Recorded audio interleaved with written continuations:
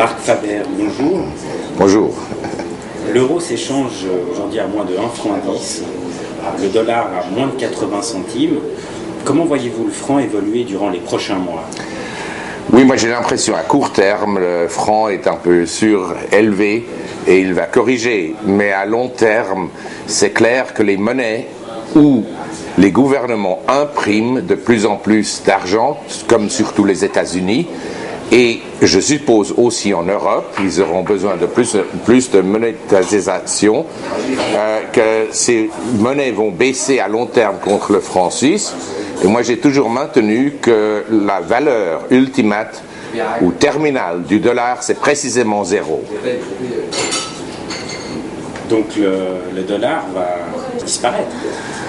Oui, il ne va pas disparaître. C'est comme à Zimbabwe, la monnaie n'a pas disparu, mais il y aura un beau jour dans le futur, dans 3 ans, 5 ans, 10 ans, une crise où, comme dans un cas où votre ordinateur a un crash, il faudra recommencer le système.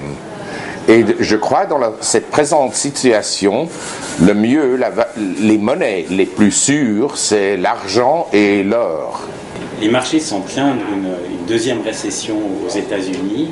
Est-ce que vous croyez à ce scénario? Oui, c'est très probable que nous aurons une période dans laquelle l'économie ne va pas croître beaucoup. Le marché obligataire américain signale une récession parce que les taux d'intérêt ont de nouveau baissé beaucoup.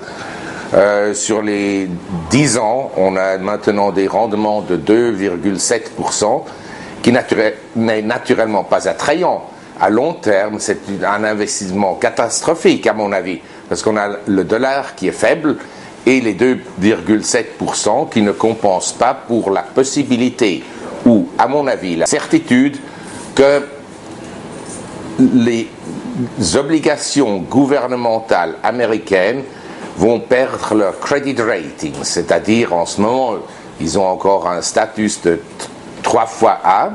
À mon avis, sont déjà des junk bonds, parce que je crois que le gouvernement américain, il va faire faillite, mais ils ne vont pas faire faillite d'une façon où ils ne vont pas payer les intérêts, mais ils vont repayer les obligations et les taux d'intérêt sur les obligations dans une monnaie qui n'a aucune valeur. Sur quel pays émergent misez-vous actuellement et quel secteur privilégiez-vous?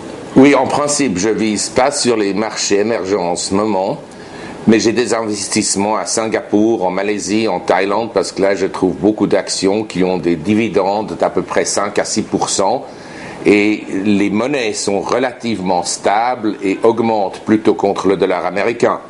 Mais en principe, mes investissements préférés en ce moment, dans une situation où toutes les banques centrales vont être forcées à imprimer de l'argent, ça reste en principe l'or et l'argent, parce qu'on ne peut pas augmenter la masse de l'or d'une façon significante, et surtout pas, on ne peut pas l'augmenter de la même façon qu'on peut imprimer de l'argent papier.